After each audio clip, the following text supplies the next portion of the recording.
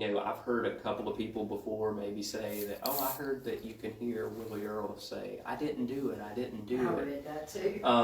But, that's not really been anything that's been some kind of long-running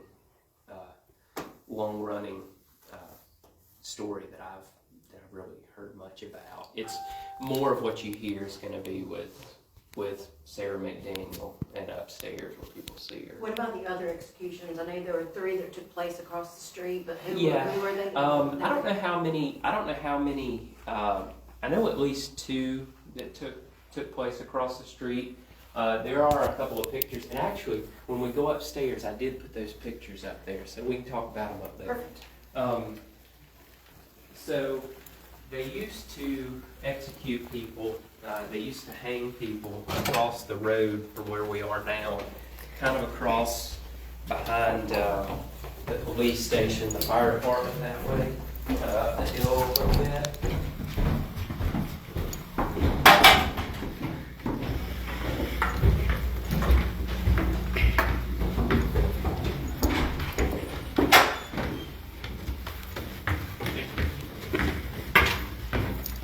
The door's locked downstairs. Doors. Locked. Not yet. Okay. Not yet. No. I'll lock them right before I leave. Oh, I just want to make sure that others can come in. I wasn't sure. Okay, yeah, they're not locked yet. So you'll notice this is like an old cell door that they would have. I think they had to. That would have been the original door. They might have actually come in and out when they came into this cell block. So these were all cells? Yeah, these were all cells. Okay. Nothing that we've ever really experienced has happened over in this area. Don't really have many stories about it. It's more downstairs, which is kind of weird. I would think there might be something here. But I will tell you, Dan mentioned this last time, that once again, he was sitting at the front desk down there one day, like a Saturday. There was nobody here except him and the gift shop manager at the time.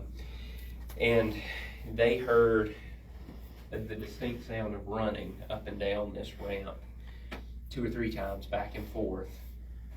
And there was absolutely no visitors here. And they came up to look, nobody up here.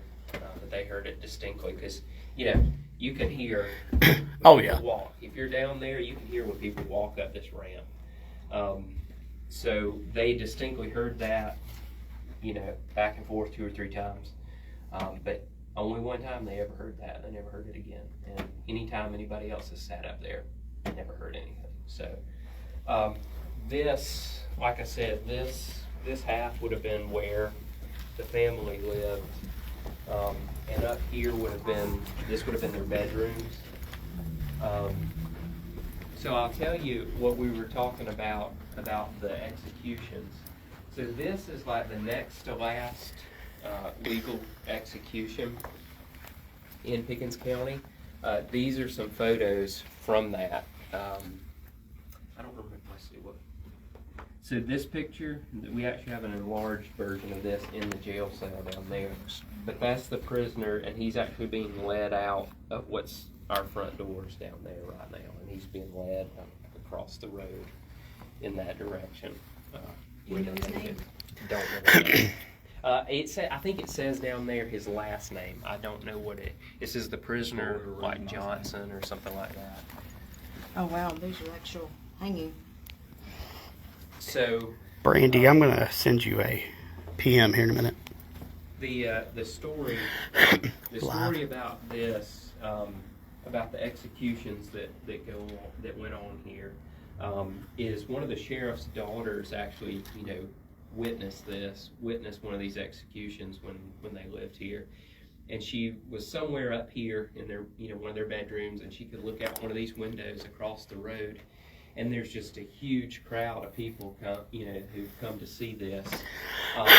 And apparently around the gallows, and you may be able to see it in some of these photos, you can see they had a wooden frame that they had like burlap sacks around it to kind of block off views from all sides. Right. But she said even though something she wrote in her diary, She said even though it was covered with, these sacks, the sun was shining through there so bright you could see everything happen. And she thought it was one of the worst things she'd ever seen, and couldn't imagine why all of these people came out to see that. Right. So that's one of the stories with that. Do you have her diary here anywhere? No, it's just something we've got it. There's a little bit about it in the jail cell exhibit. Okay. It's just I don't know. We don't physically have that diary. Okay. But it's just whatever. Right. I don't know where that exactly came from, but it is something that she wrote. I got you.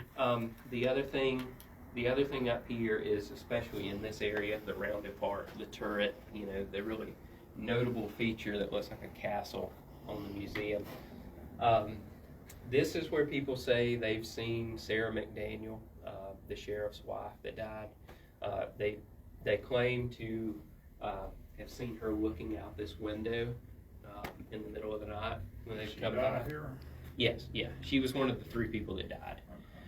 So they say, when you come by here late at night, sometimes you'll see her looking out this window, and the story behind that, they say that when she was living, she would look down out of this window at her children playing out in the yard, to make sure they were behaving, to watch over them and make sure they were doing what they were supposed to be doing. So that's what people want to say, that if they see her, they think she's there watching her children in the yard.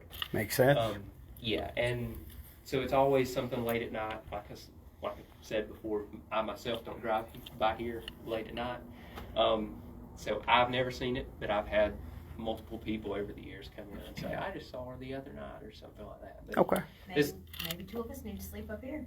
maybe so. If you want to really There you go. Yeah. really good experience. I'll So- do it.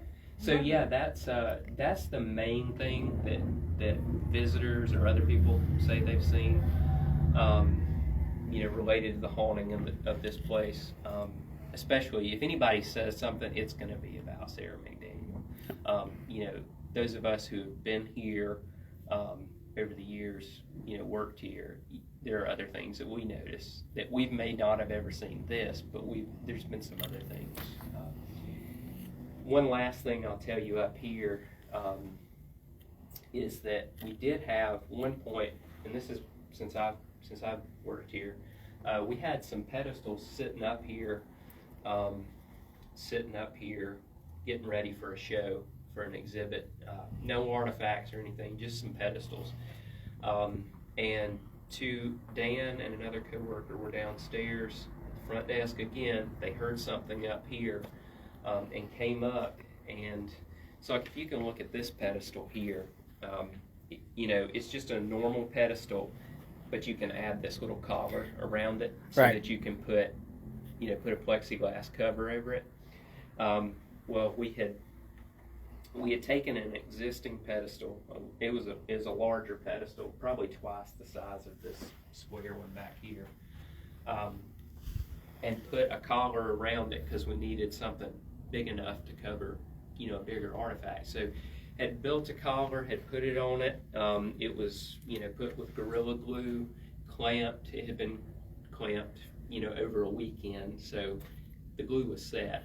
Had unclamped it, and several days later, they heard something up here and came up, and it was one side of those, that collar off of the pedestal was on the floor.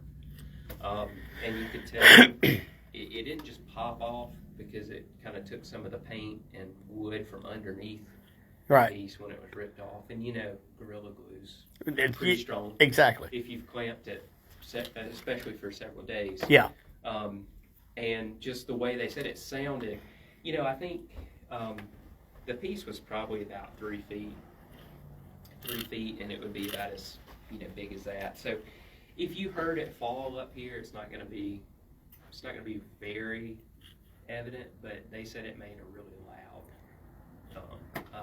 Like it was thrown. Yes. Got it. Possibly Could ripped be. off forcefully, Yep. thrown up against the wall or something like that. But yeah, we came up here after, and I could, on the pedestal that happened to, I could put my fingers in there on the other ones, the other sides, and I could try to pull the side off. And it was just Yeah. coming.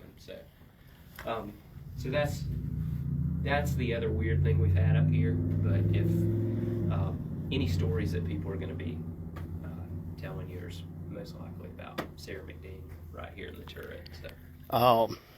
By the way, I'm live on my Facebook, Yeah. and we have a psychic on here that just said that your grandfather keeps walking by you saying he's proud of you. Okay. All right. And was he in the military? He was in the Navy at one point. Yeah, well, there you go, Brandy. All right. Okay. So that's pretty much the overview of this building. We can go down there if you want to learn a little bit about. I'll tell you a little bit about Browning Bryant before we finish up. Okay. Mostly that building over there. I mean, it's a newer building, so All right. it could be something associated with some of his stuff that we've never had anything that we've experienced. We'll come back live later. Brandy, I'm going to send you a message.